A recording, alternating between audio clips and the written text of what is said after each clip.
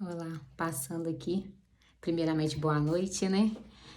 Passando aqui para uma reflexão. Tava ali preparando já algumas coisas para dormir, para deitar, e eu tava pensando na palavra do Senhor e pensando, muitas são as nossas incertezas, né? As nossas ansiedades por causa das situações, das circunstâncias. E aí eu lembrei dessa passagem sobre Jesus e eu pensei, por que que a gente fica tão ansioso às vezes, né? Ansioso, ansiosa, preocupado quando a palavra do Senhor diz para nós lançarmos as nossas ansiedades sobre o Senhor, porque Ele tem cuidado de nós. E por que que a gente fica tão ansioso, tão preocupado com o dia de amanhã, com o que nós precisamos, as decisões que nós precisamos tomar? E mediante esses pensamentos, eu lembrei dessa passagem que eu vou ler agora, que se encontra em Marcos, Evangelho de Jesus Cristo segundo escreveu Marcos, capítulo 16, versículo 6 diz assim: Mas o anjo disse: Não fiquem com medo, vocês não estão procurando Jesus Nazareno que foi crucificado? Ele não está aqui, ele ressuscitou. Veja o lugar onde estava o seu corpo. Agora vão e digam aos seus discípulos, incluindo Pedro. E aí, quando a gente vê essa passagem, e a gente fica pensando que Jesus ele teve toda uma trajetória antes de chegar nesse momento de morte e de ressurreição. E ele precisou passar por um processo de humilhação, de dor, de sofrimento, e ele sabia o final dele. Ele sabia que ele veio com um propósito. E às vezes nós ficamos preocupados, às vezes algumas coisas a gente sabe que é propósito do Senhor na nossa vida, outras coisas realmente são incertas para nós não sabemos o porquê, nós estamos vivenciando aquela situação, mas em parte nós não sabemos. Mas nós que cremos na palavra do Senhor, a palavra do Senhor diz que tudo que nos acontece é para a glória de Deus. Só que é difícil para nós aceitarmos que é para a glória de Deus quando é algo que a gente não quer obedecer, que a gente não quer fazer. E quando a gente não quer obedecer algo que está na palavra do Senhor, isso nos causa um peso. E aí a gente fica pensando, mas o que será se eu tomar uma decisão X, uma outra decisão? E aí, a palavra que veio ao meu coração é que muitas das vezes, por diversas situações na nossa vida, de fato nós não sabemos o que vai acontecer. Só que se nós obedecemos a palavra do Senhor, se nós confessamos ao Senhor Jesus e cremos que Ele é o único e suficiente Salvador, nós somos salvos. E aí, não importa o que a gente vai passar nessa trajetória, o que importa é o final. Qual é o final? Morar com o Senhor Jesus. Ele vai nos buscar. Quer estejamos vivos ou quer estejamos mortos. Aqueles que estiverem mortos vão ressuscitar primeiro. Então, a minha palavra para você nessa noite, assim como o Senhor falou ao meu coração nessa noite, nós precisamos aquietar a nossa alma. Nós precisamos, quando vêm os pensamentos, as preocupações, as decisões que você quer tomar, mas às vezes são decisões que a palavra do Senhor, ela contradiz, e nós sempre precisamos ficar com o que a Bíblia diz, nós precisamos lembrar, eu não sei o que vai me acontecer nesse processo, mas Deus tem um propósito na minha vida, e tudo que me acontece é para a glória de Deus. E que, não sabendo o que vai me acontecer nesse processo, o que eu tenho convicção e de que eu sou salva e que isso vai ter um fim. A minha renúncia, eu estava até falando com a minha nora hoje sobre o nosso orgulho. Como é difícil a gente renunciar ao nosso orgulho, não é verdade? Eu estava ouvindo um louvor hoje pela manhã, eu cheguei a chorar, falei, meu Deus, por que que a gente louva uns louvores desse? Quem compôs esse louvor? Será que meditou em cada frase, em cada verso? Eu não estou lembrando agora exatamente como é o louvor, mas eu quebro o meu vaso. E que se for preciso quebraria novamente. E que a tua presença vale mais. E quando a gente medita nessa letra daquela mulher que quebrou o vaso de alabastro, era um perfume caro, era muito caro. E aí esse louvor vem dizer que se for preciso quebraria de novo, porque a presença de Jesus vale mais. E de fato, eu estava conversando com a minha nora, a presença do Senhor Jesus vale mais. Mas olhando para a minha vida, quantas vezes, mesmo servindo ao Senhor, amando ao Senhor, quantas vezes eu não quero fazer o que a Bíblia diz? E não é nas coisas do dia, não são nas coisas grandes, ou pessoas fizeram tal pecado, é o dia a dia, é a obediência. é tirar o orgulho de dentro de nós.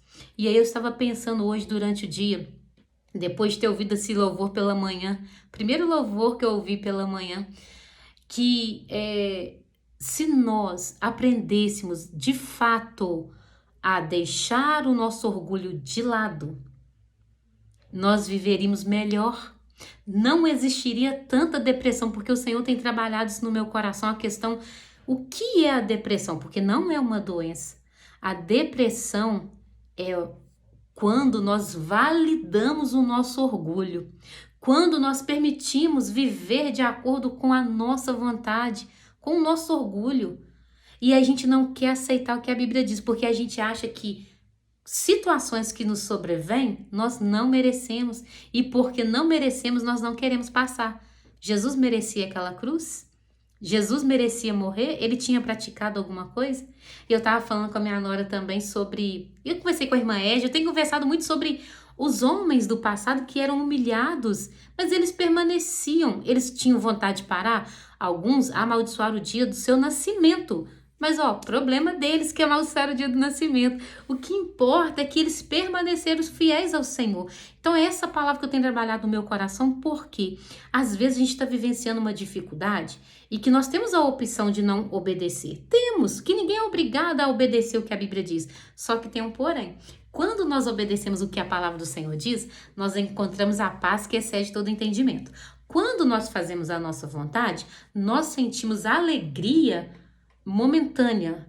Nós sentimos alegria por um momento, mas essa alegria passa e traz consigo consequências. E são nas mínimas coisas. Um filho que não está comportando direito. Se eu estou cansado e digo, não vou corrigir agora, esse descanso do momento vai me gerar uma consequência futura. É um filho que não vai estar obedecendo.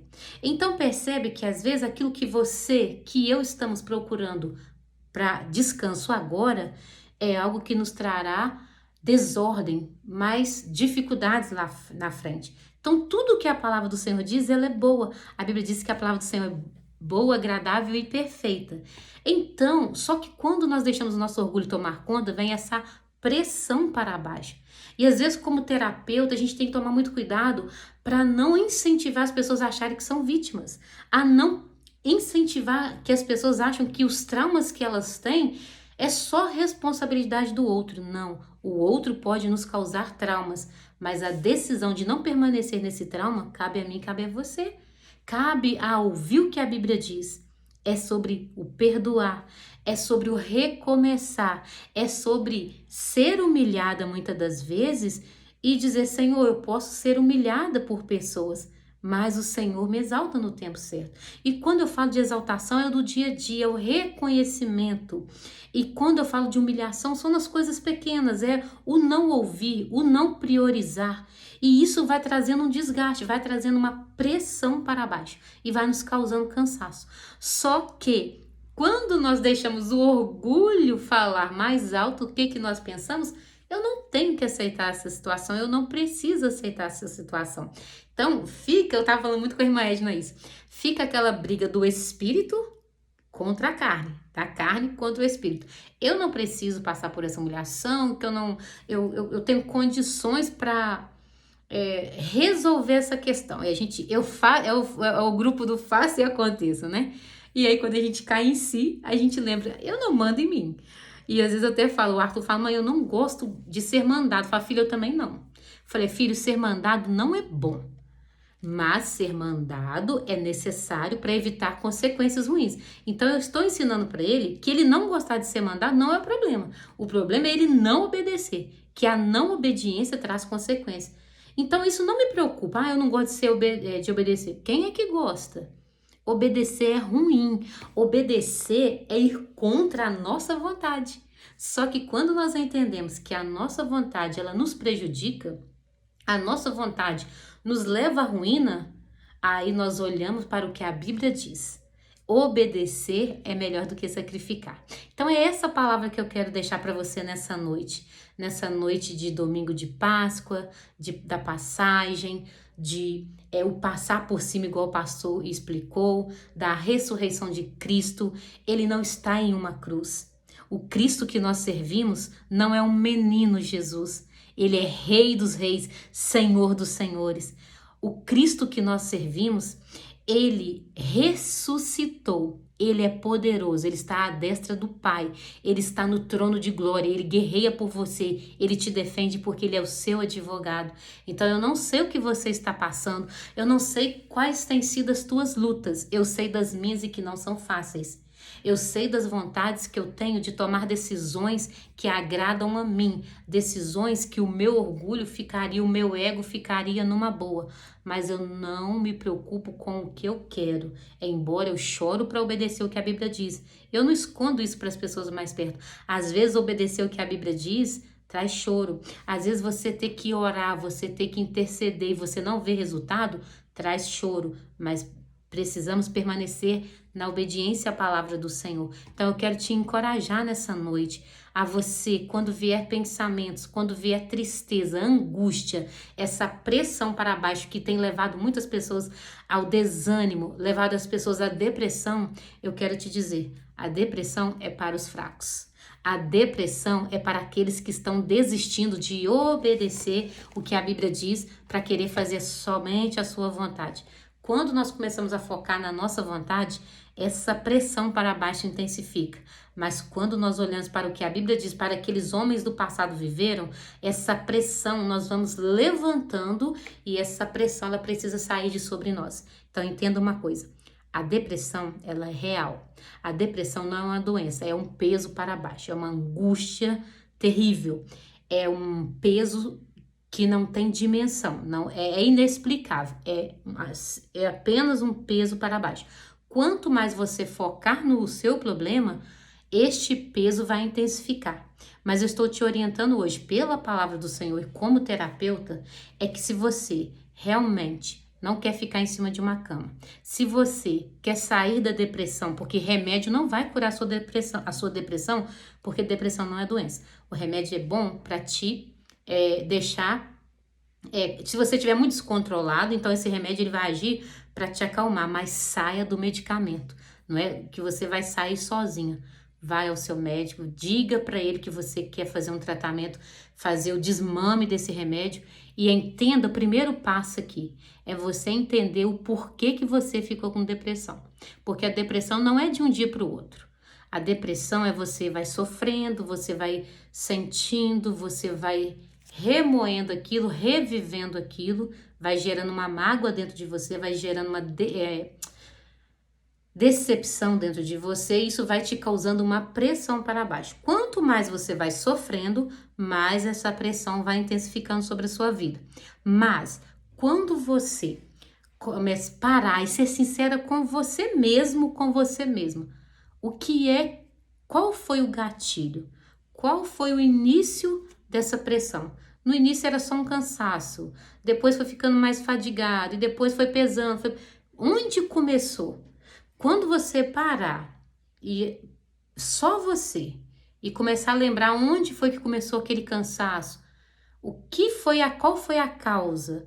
E se você puder resolver, você resolva. Tem coisas que a gente não pode resolver, porque às vezes aquilo que a gente quer fazer é contrário ao que a Bíblia diz. Aí que entra a questão do orgulho que eu tô falando, que a gente quer, mas a Bíblia diz contra. Quando é assim, não tem solução. Aí a gente vai precisar fazer como os profetas, como os homens de Deus. Muitas das vezes falar, meu Deus, pra quê? Que eu nasci pra sofrer tanto assim? E aí o Senhor ele vai falar, eu amo essa passagem porque eu preciso dela na minha vida para me manter de pé. E Deus, ele manda o anjo lá falar para eles, come esse pão, bebe essa água e vai caminhar, porque tem mais 15 mil que não se dobraram diante de Baal. Ou seja, eu não estou sozinha sofrendo, você não está sozinho, sozinha sofrendo, cada um no seu sofrimento, e eu não estou desmerecendo ou diminuindo a sua dor. Eu estou querendo dizer que Elias também desistiu. Elias também estava sofrendo. Elias foi humilhado, mas o Senhor enviou um anjo para falar com ele. Você não pode parar. Você não pode parar. A dor, a humilhação não são capazes de nos fazer parar. A dor, a decepção não são fortes o suficiente para te colocar em cima de uma cama. Por quê? Porque você tem um Jesus, um único, que pode nos salvar, porque a salvação é para aquele que crê em Cristo, que ele é o único suficiente Salvador e que entende. Ele passou por o processo de humilhação. Ele precisou morrer, ele se entregou por nós. Ele não foi morto, ele se entregou à morte para nos dar salvação. E ele ressuscitou. E ele está no trono de glória. Então, finalizando e resumindo essa passagem que eu li em Marcos 16, versículo 6. Muitas das vezes nós não vamos entender o processo ao qual nós estamos vivendo, mas nós precisamos lembrar que tudo que nós vivemos é para a glória de Deus. Lembrando que muitas coisas podemos evitar. Davi era um homem segundo o coração de Deus, porém Davi pecou. E por causa do seu pecado, não que Deus não tenha perdoado Davi, Deus perdoou Davi, mas Deus disse para Davi, por causa do seu pecado, a espada não se apartará da tua casa. E depois, se você não sabe o que aconteceu com a família de Davi, depois você lê lá em Samuel para você saber. Davi foi perdoado, porém a casa de Davi sofreu duras consequências por causa do pecado. Então, uma coisa é Deus nos perdoar, outra coisa são as consequências dos nossos erros, dos nossos pecados. Então, nós precisamos entender. Eu tenho liberdade para fazer o que eu quero, mas nem tudo me é lícito.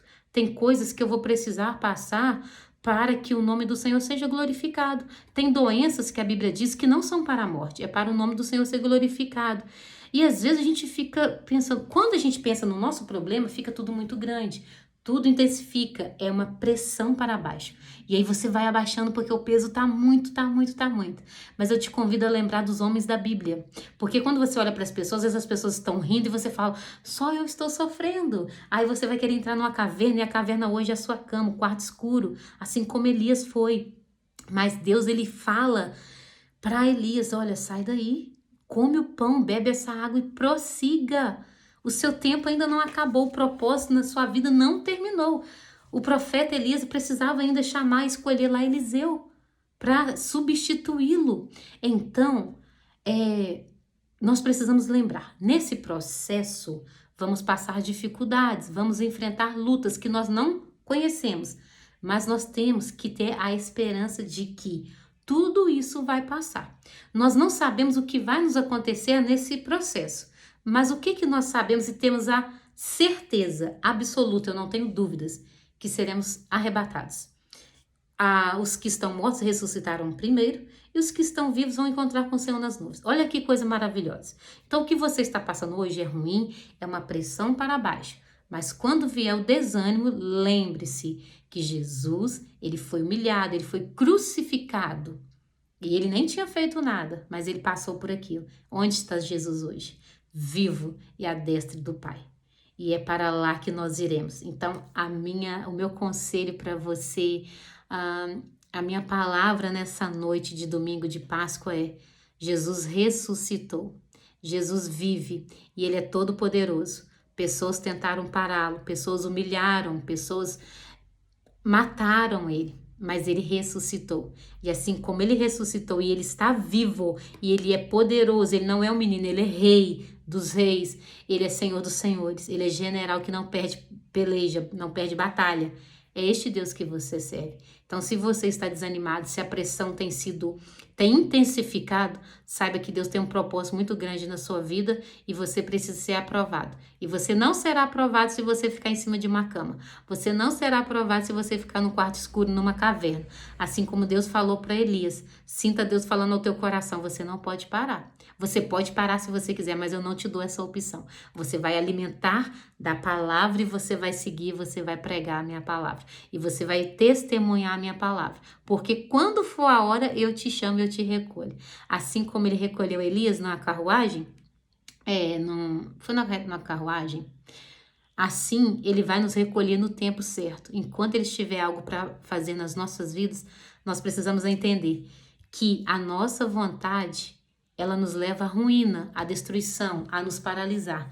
Mas a vontade de Deus para mim e para a sua vida, ela é boa, agradável e perfeita. Que o Senhor te abençoe e que você não permita que essa pressão para baixo te paralise. Tá difícil? A pressão está sendo maior, está intensificando? Lembra quem é o teu Deus e levante-se. Quanto mais você levantar, mas este peso vai ter que cair, porque se você está abaixando, este peso está vindo com força total. Mas quando você começar a levantar e saber quem é você na presença do Senhor e não deixar que esse orgulho, mas eu estou ferida, mas me feriram, me magoaram, não me valorizaram. Quando você fica intensificando, esse peso vai te deixando mais para baixo. Mas essa palavra é de ânimo para a sua vida. Levante-se, alimenta da palavra e você vai encontrar luz. Não é uma luz no fim do túnel, é uma luz que se chama Jesus. E não é no fim do túnel que você vai encontrar a luz, é através da palavra do Senhor.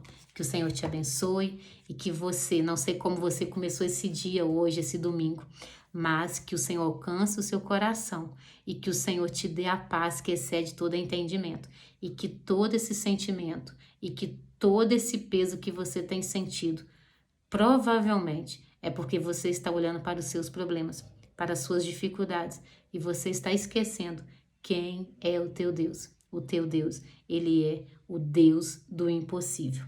Então não se esqueça, não importa o que você tenha passado. Mas eu perdi alguém, então como que Deus é o Deus do impossível? Deus, ele é o Deus do impossível, fazendo a vontade dele nas nossas vidas. Deus não é Deus do impossível quando ele faz o que nós queremos. Deus, ele é Deus do impossível sempre, fazendo ou não o que nós queremos, mas tem uma convicção no seu coração, tudo o que ele faz, ele sabe o que você faz para o seu filho, para você que tem filho.